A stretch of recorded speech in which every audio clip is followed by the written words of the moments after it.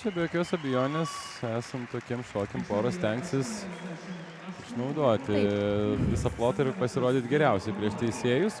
Niekas nevaržo ir neverčia suktis į kitą kažkuria nepatogią pusę. O mes matome porą numeris 88, tai Joris Singavičius ir Ieva Urbonaitė iš Vilniaus Ratuto.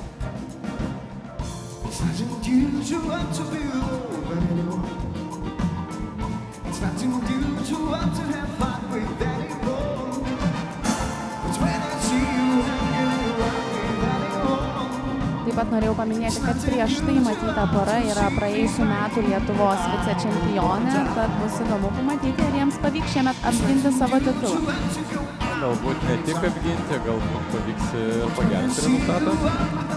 Drįsčiau abejoti, mes turime tikrai šioje grupėje vieną aiškę, stiprią lyderių porą, tai ją matysime taip pat šioje solo šokiuose, bet toliau tikrai yra intriga.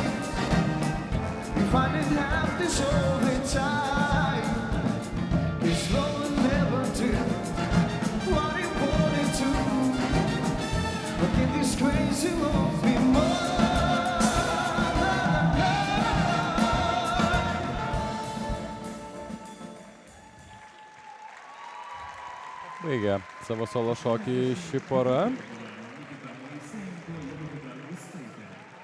Dabar ant parketo matysime porą numeris 84, tai Nikita Moisejenko ir Jurga Gustaitė iš Kauno Kaspino.